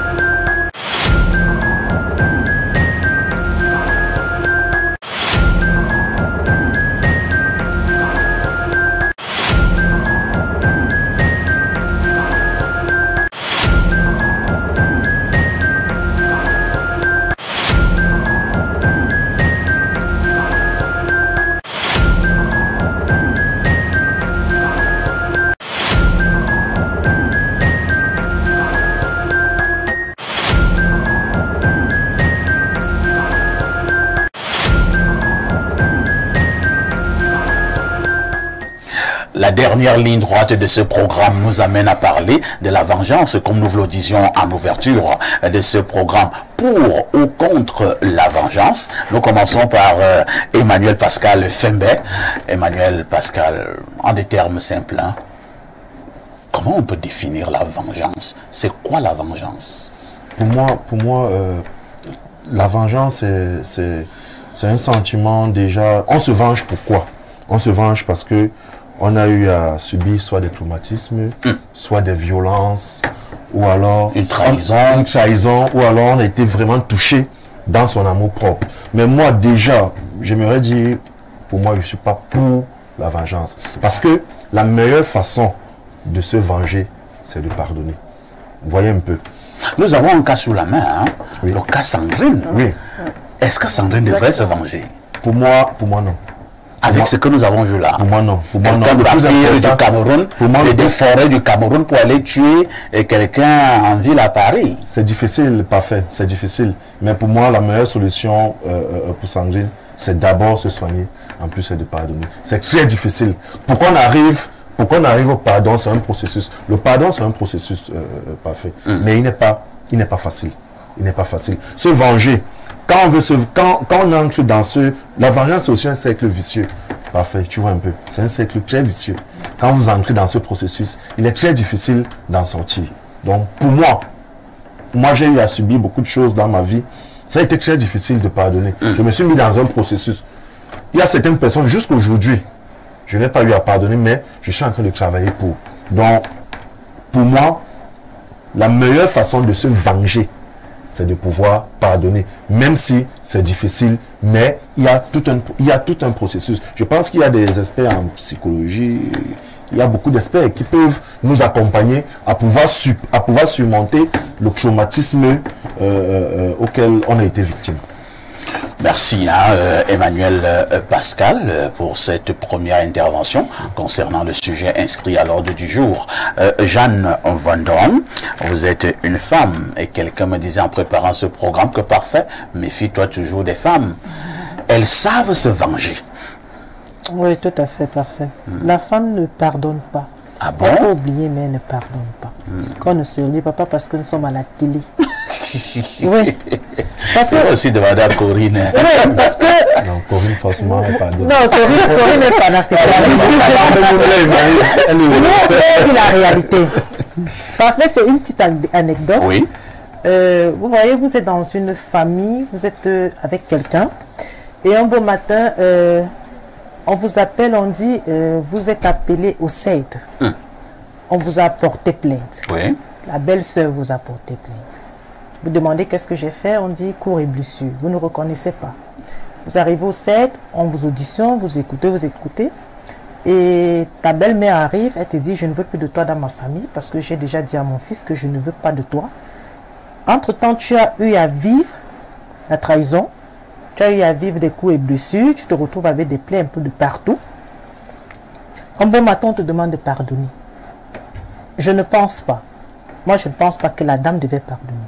Donc, pour pouvoir dire quoi? Quelqu'un qui se lève un matin, il dit je pardonne quelqu'un parce que c'est la meilleure façon de se venger. Non, la meilleure façon de se venger, c'est avoir un succès qui devient la punition de ces personnes-là. Parce que quand quelqu'un te fait du mal, il se dit non, il va te voir pleurer. Au contraire, tu dois beaucoup travailler pour aller de l'avant, accélérer et briller. Et cette personne-là va vivre la plus pire punition de sa vie. Parce que dans sa tête, c'était que non, comme je suis allé avec elle au CED là, automatiquement, sa vie est foutue. Au contraire, tu travailles dur pour pouvoir montrer à ces personnes que nul ne détient le souffle de l'autre. Merci. Corinne, Jeanne et Léa Tanganeux. C'est bien beau sur un plateau de télévision de dire que non, si vous avez été victime de ci ou ça, il faut pardonner, il faut s'élever, ainsi de suite. Nous avons eu des cas où devant vous, on viole votre épouse, devant vous, on viole votre fille, devant vous, on tue une parenté proche, et vous connaissez celui qui l'a fait. Après, on vous dit non, il faut pardonner. Est-ce que c'est facile? Ou alors, tant qu'il y aura un certain nombre d'exactions, la vengeance ne finira pas? C'est un sujet très, très intéressant, surtout dans le contexte actuel que nous vivons, avec des exemples comme ceux de Sandrine, avec des exemples du Nozo, avec les exemples de ce qui se passe dans la vie de tous les jours. D'abord, la vengeance, c'est un réflexe ancré, naturel, réparateur, quand l'âme humaine veut se faire justice.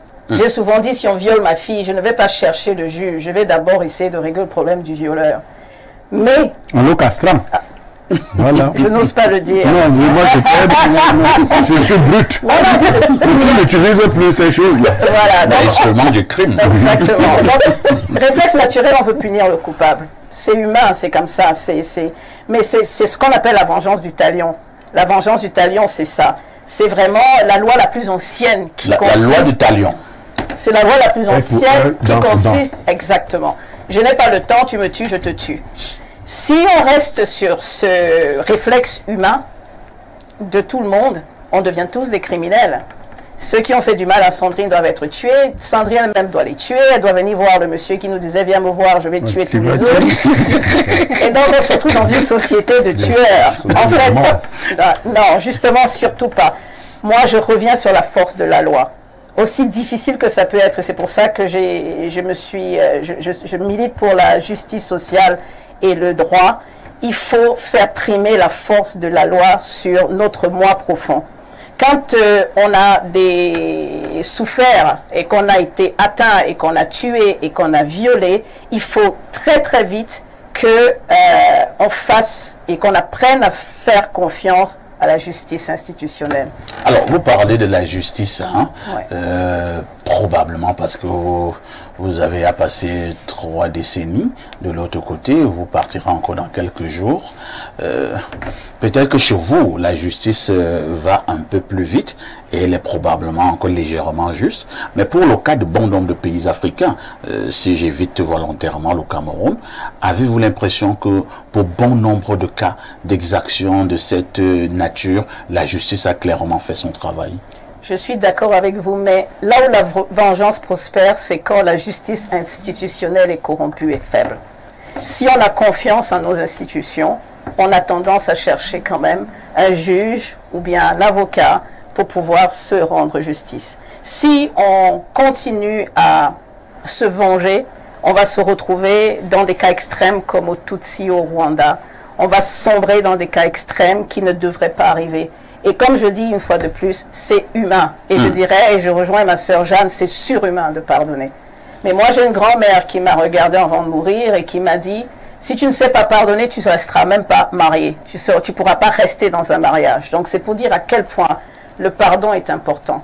Et je reconnais, et je suis d'accord avec ma sœur Jeanne, que ça reste quand même quelque chose de surhumain. En attendant de ne...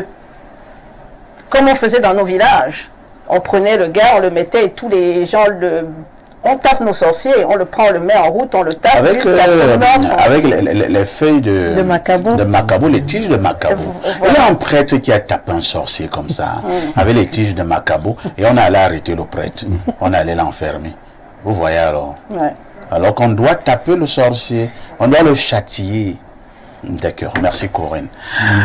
Pierre Blériot-Niémec, sujet extrêmement intéressant et à un moment donné, un sujet très philosophique pour ou contre la vengeance. Quel est votre regard sur cette problématique? Parfait, ici, il fallait d'abord bien définir ce qu'on entend par vengeance. Corinne l'a fait davantage parce qu'il y a une confusion entre la punition et la vengeance.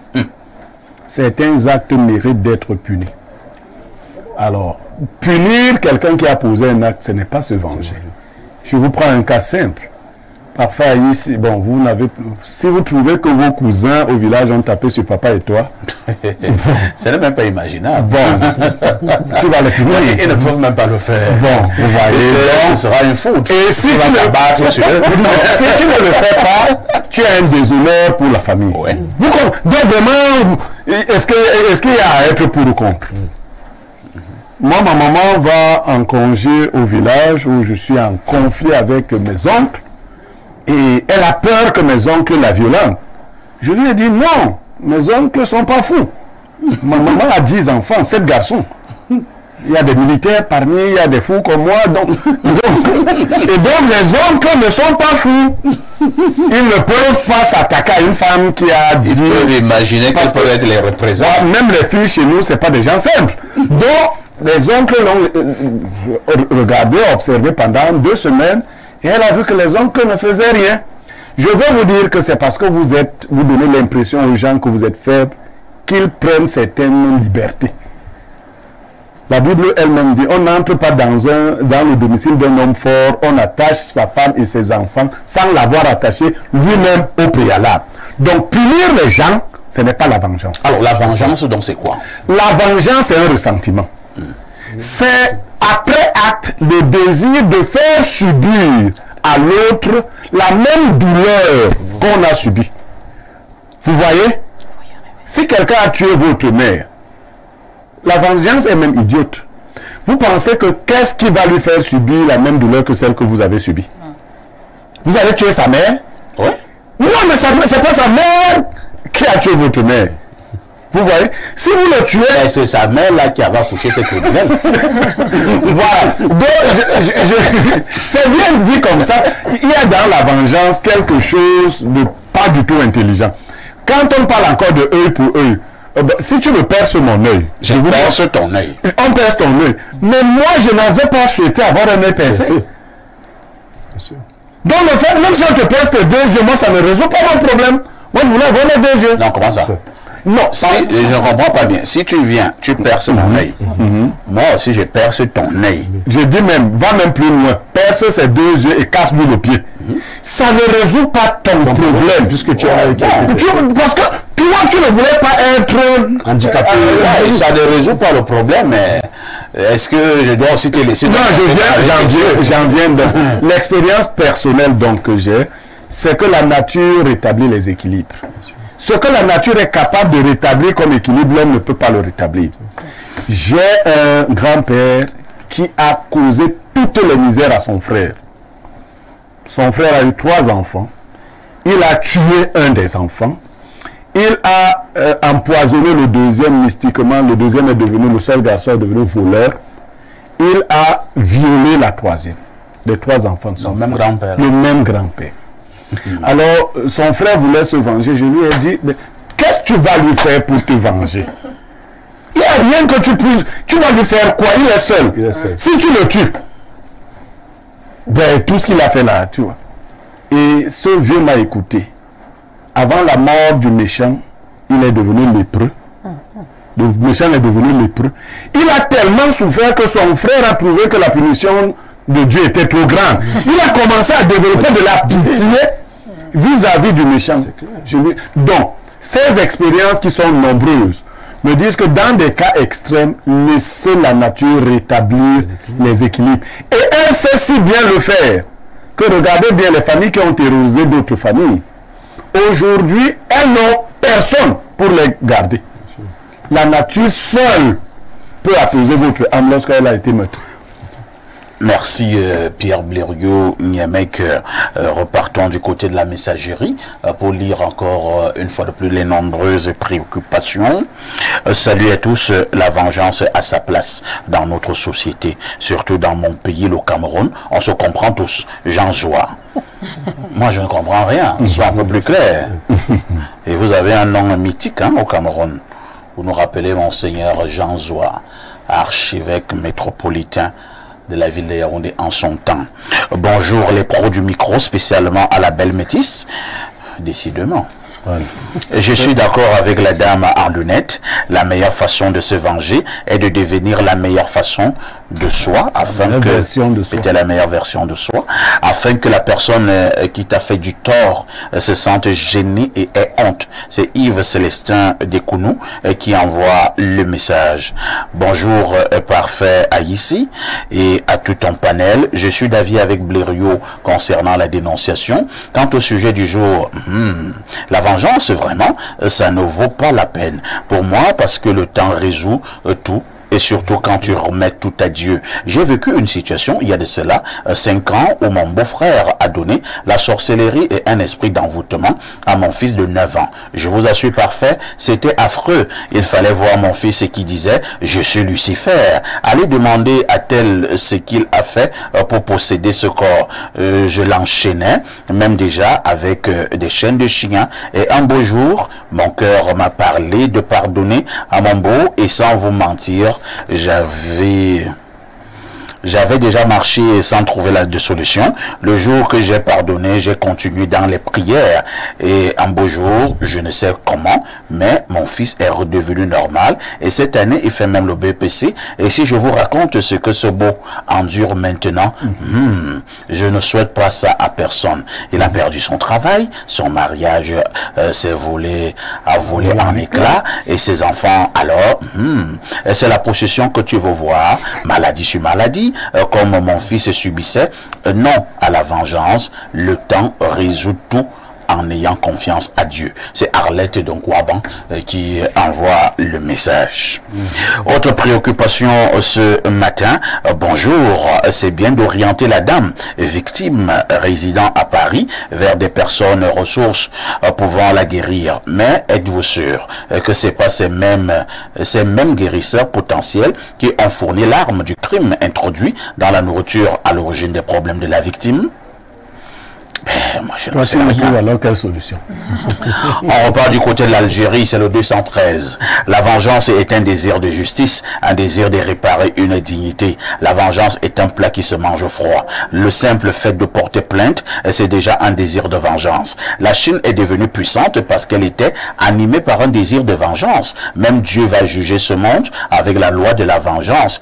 Ça, c'est pour les croyants. Mais pour nous, les kémites qui croyons à la loi du karma, la vengeance est très importante pour équilibrer une société et pour limiter le mal. On va prendre peut-être deux dernières préoccupations. Je pars au plus 33. C'est la France. Que dit le téléspectateur de la France?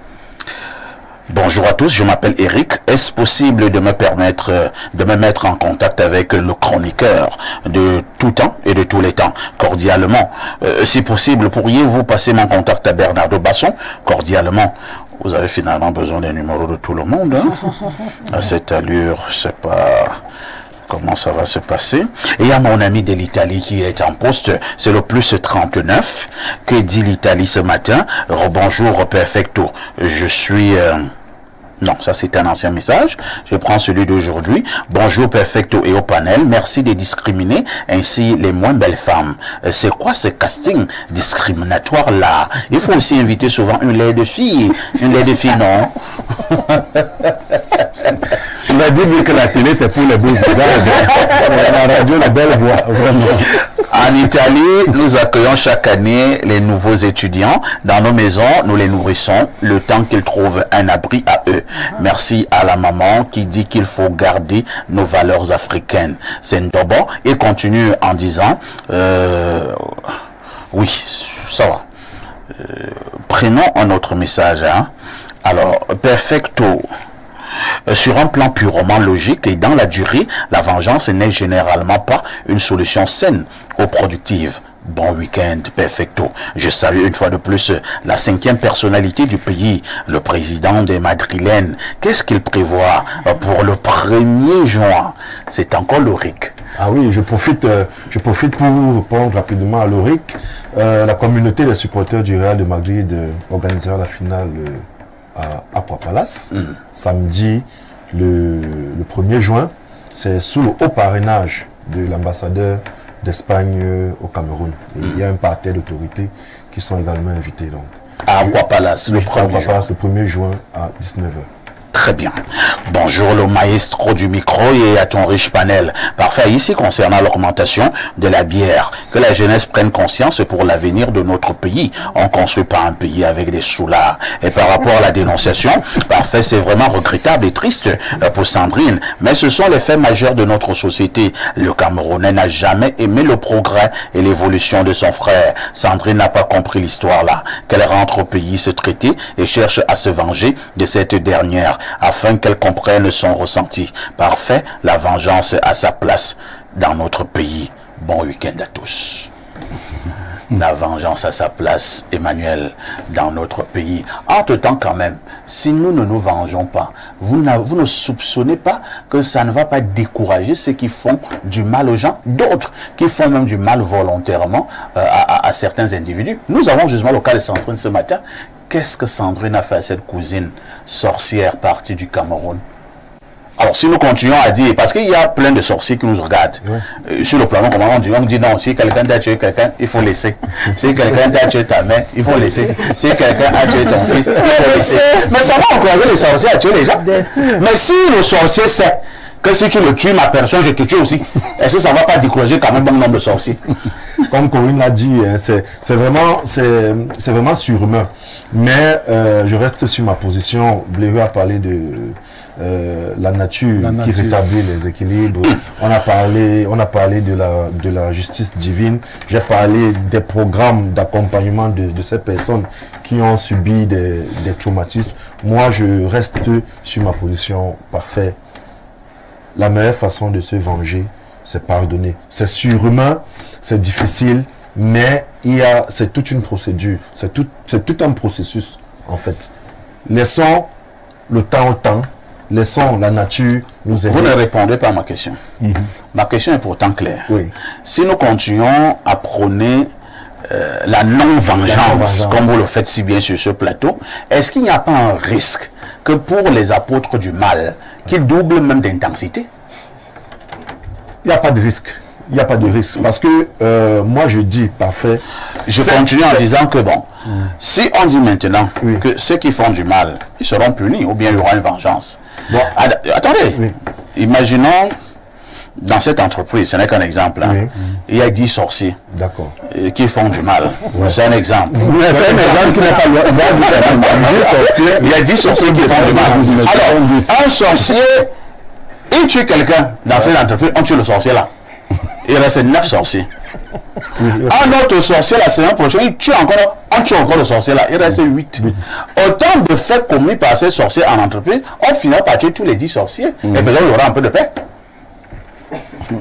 Tu ne crois pas? Est-ce qu'on n'aura pas résolu le problème de la sorcellerie en entreprise? Oui, mais sauf que après, vous allez recruter d'autres personnes, vous allez recruter d'autres sorciers. Non, on élimine d'abord les premiers. Et on continue un recrutement de potentiels sorciers.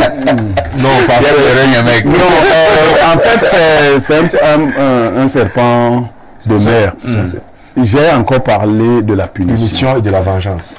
Le groupe humain doit s'organiser pour punir la méchanceté. Absolument. Je suis, moi, président, tu voles, on te coupe une main, un bras. Tu violes une femme, on te castre. Non, ça, c'est la loi que je fixe. C'est-à-dire, tu violes une femme, on te castre. Aussi simple que ça. Vous voyez, quand c'est l'État qui porte la punition, l'individu n'en subit pas le karma. Parce que quand vous allez vous venger, vous laissez une partie de votre énergie dans la vengeance. Ça, c'est clair. Par contre, si vous voulez réussir dans votre vie, vous dites devenir la meilleure version de vous-même. Parfait, tout le mal qu'on vous fait, toutes les injustices que vous subissez, regardez bien chacun d'entre nous ici sa propre vie. Le mensonge de vos frères, les coups bas et autres, contribuent à vous donner une énergie particulière. Vous savez, très récemment, j'ai un proche qui a fait diffuser en famille, vous le connaissez, une information sordide alors. Elle a même brisé la famille.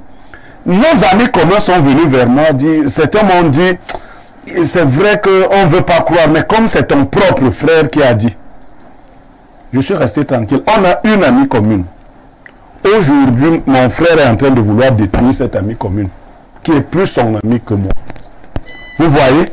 Les méchants, laissez-les prospérer et tout le monde va voir qui ils sont. Absolument. Ils vont se dévoiler. Et il y a des gens qui subissent tellement déjà de la punition. Mon grand-père disait à sa petite soeur, je ne peux pas demander à Dieu de te punir.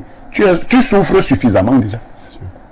Parce qu'elle avait tous les malheurs du monde et elle continuait d'être méchante. Donc observez bien les méchants. Quelques-uns n'ont même plus besoin que vous vous vengiez. Vous risquez de ramasser tout leur mauvais karma. Vous voyez à quel point Dieu a compris que telle personne est mauvaise. Si je vous cite les malheurs qui accablent la même personne, vous comprendrez qu'il n'y a aucune raison. Mais votre rat, laissez-la pure. Moi, directement, je ne peux pas salir mes mains à tuer un individu. Non, non, non. Très bien, merci Pierre Blériot. On repasse la parole à Corinne. Corinne, on peut élargir le débat. Hein. Vous avez commencé à le dire d'une manière ou d'une autre tout à l'heure, en prenant peut-être l'exemple du nord-ouest et du sud-ouest au Cameroun. On peut sortir du Cameroun, on peut aller en Centrafrique, on peut aller au Rwanda, au Congo, en Côte d'Ivoire, et que sais-je encore, où 7 pays, on a connu des guerres. Et Dieu seul sait que pendant les périodes de guerre, il y a des exactions terribles et qui se produisent, parfois des règlements de compte, et ainsi de suite. Alors, après la guerre, parfois dans ces pays-là, revient l'heure de la vengeance. Entre-temps, est-ce qu'il n'est pas temps qu'on puisse parler à ceux qui ont vécu des atrocités, par exemple lors des guerres. Quel est le langage qu'on peut tenir à l'endroit de ces individus pour éviter la vengeance? Je rejoins ce que vient de dire mon frère Pierre Blériot à côté de moi. Est-ce qu'on peut vraiment se venger? Elle est là la vraie question. Est-ce qu'en castrant quelqu'un, est-ce qu'en lui coupant la tête, est-ce qu'on n'a pas réussi à se venger de ce que l'homme blanc et l'impérialiste a fait de nos pays depuis des générations? On nous a esclavagisés, on en porte encore les traumas. Oui. On n'est toujours pas guéri. Est-ce que jamais on sera guéri? On ne peut pas compter sur les autres pour se guérir.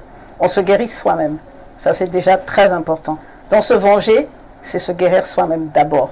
Sinon, on vit dans l'envie permanente de se venger. Et ça, c'est autodestructif. Ça, c'est vraiment très important. La deuxième chose, une fois de plus, il faudrait que les autres vous vengent et pas vous. Et les autres qui peuvent vous venger, c'est qui à part la justice? C'est Dieu.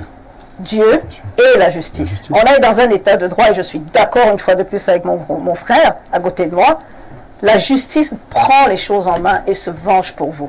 Et qu'on le veuille ou non, il nous faut cet état de droit à qui on peut faire confiance et inculquer très tôt à nos enfants, à l'éducation même, qu'il y a une justice, qu'il y a un état de droit. Et c'est impérieux. Sinon, on rentre dans des vendettas institutionnels qui ne se terminent jamais.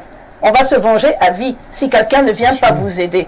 Quoi de plus beau que de faire confiance en quelqu'un et de dire « Moi, je suis incapable d'aller le tuer. Il a tué ma mère. » Mais trouvons une solution pour le punir. On ne peut pas laisser les gens qui font du mal impunis.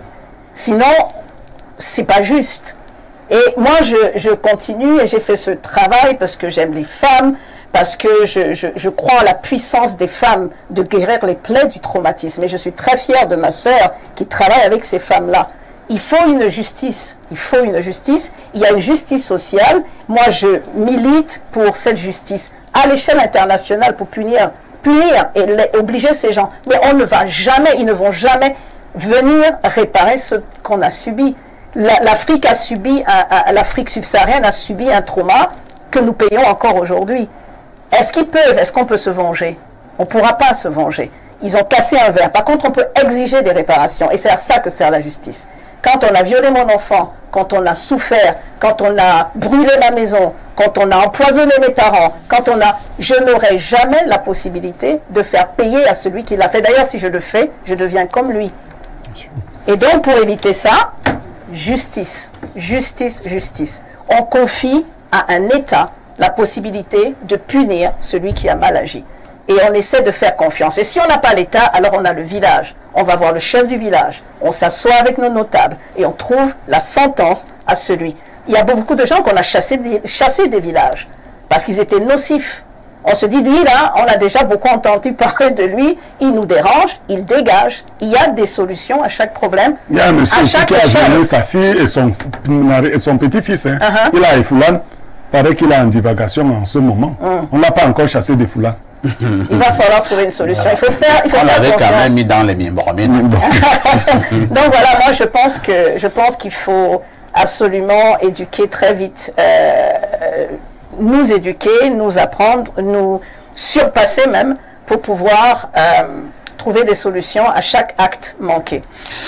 À échelle variable, on va doser. Je sais que c'est difficile parce que quand on a été violé ou quand on a été, c'est difficile de dire, bon, on va te mettre en prison, 30 ans, c'est petit. Mais après, c'est à nous de doser le crime à la sentence et punir le crime. Merci Corinne pour toute cette plaidoirie. Ça a tout l'air. Hein. Jeanne, avant de vous repasser la parole, cela m'amène quand même à parler de Nelson Mandela. C'est son histoire. Lorsqu'il était en prison, il avait donc ces policiers qui étaient pratiquement ses bourreaux et qui le torturaient, qui le martyrisait, ainsi de suite. 27 ans plus tard, il sort de la prison, il devient président de la République. Il va dans un restaurant là-bas en Afrique du Sud, et qui est-ce qu'il rencontre? Deux de ces policiers qui le torturaient en prison. Quand les policiers l'ont vu, ils ont voulu fuir. Il leur a dit non, on ne fuyait pas. Venez vous asseoir. Il a demandé qu'on serve à manger et à boire à ces policiers, à lui également. Ils ont commencé à manger sur la même table.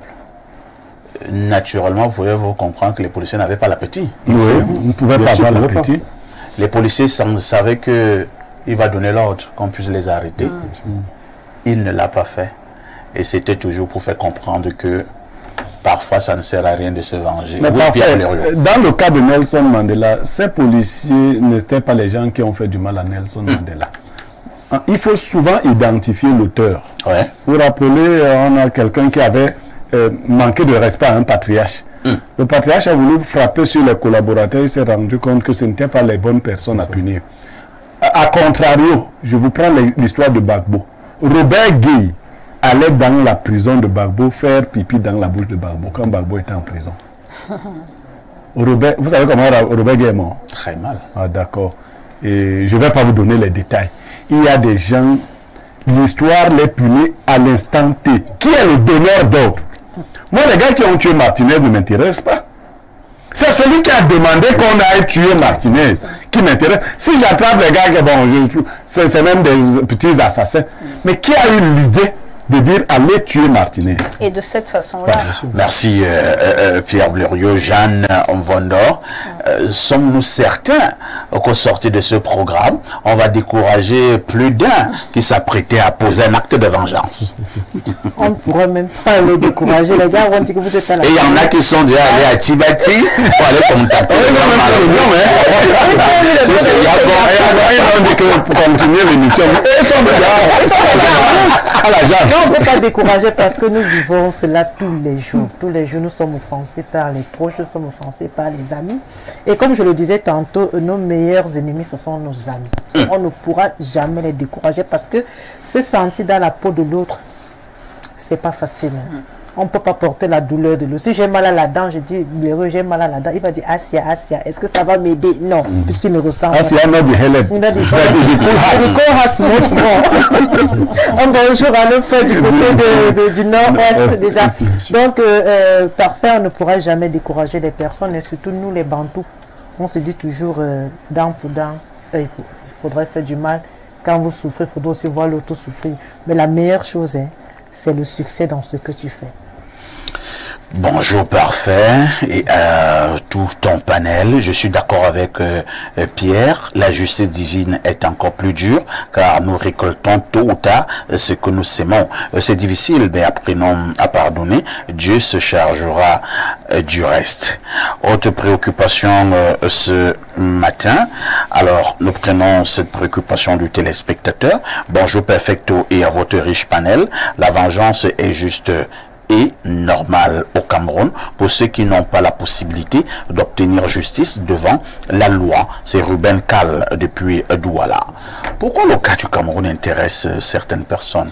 Corinne, avez-vous l'impression que pour le cas du Cameroun, nous avons beaucoup d'actes où certains aimeraient faire un montre de vengeance? Ça fait 2 ou 3 téléspectateurs qui ne font que dire que pour le cas du Cameroun, c'est bon. Pour le cas du Cameroun, c'est bon. Que c'est mauvais ailleurs, mais au Cameroun. Qu'est-ce qui s'est passé au Cameroun pour se venger?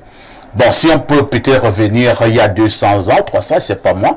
Bon, pas 200, parce que là, c'était l'esclavage. Mais maintenant, au niveau de la colonisation, bon, vous avez dit tout à l'heure que ça ne sert à rien de punir, entre guillemets, peut-être les colonisateurs, mais les amener à réparer ce qu'ils ont commis comme acte en Afrique.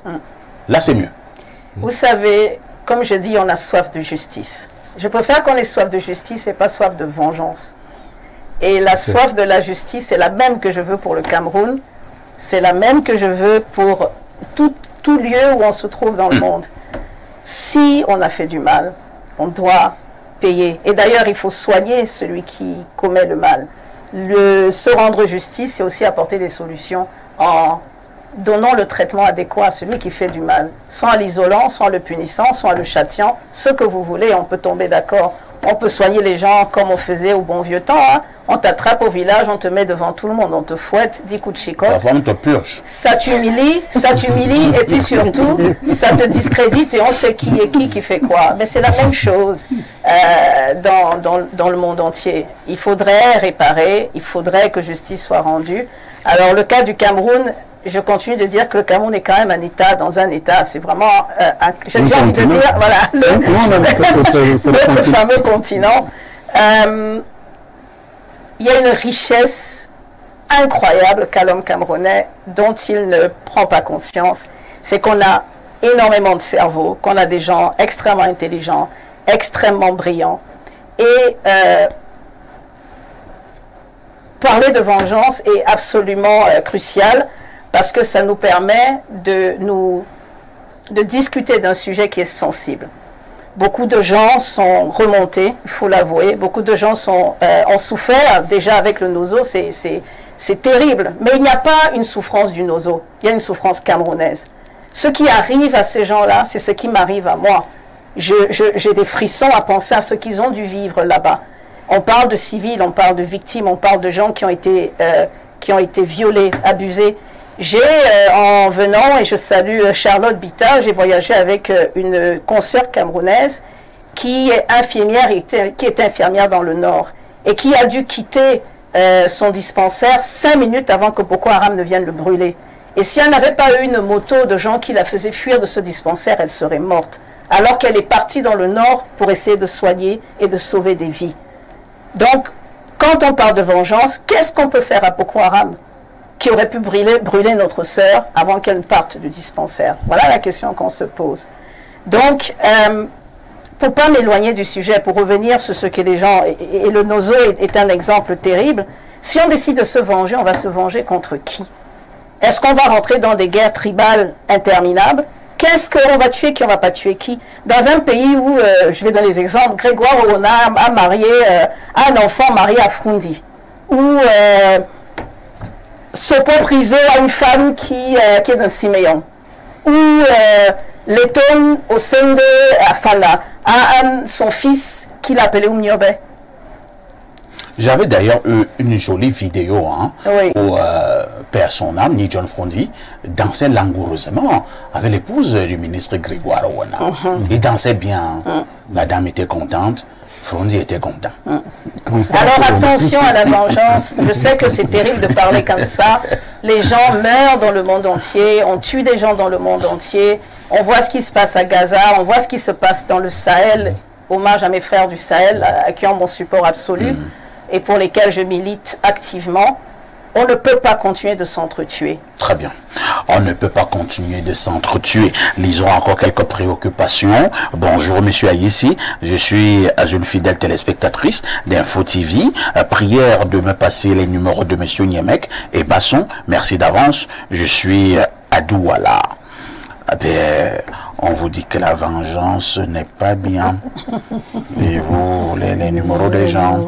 Alors, Blériot, là nous repartons à 213, l'Algérie. Blériot, c'est vrai que si tu perces mon œil et je perce le tien, ça ne répare pas mon œil percé, mais répare la société et ça décourage les autres méchants et qui avaient l'intention de percer les yeux. Ben, tu es déjà carré dans ta position. Je peux plus te convaincre. Pardon. Et si quelqu'un qui a les deux yeux te perce ton œil, on fait quoi? Alors, on prend cet autre message. Bonjour, monsieur parfait. Qu'est-ce qu'il dit là? Je vois là Parfum Vondois ici à Tangane, Blérou, Niemek.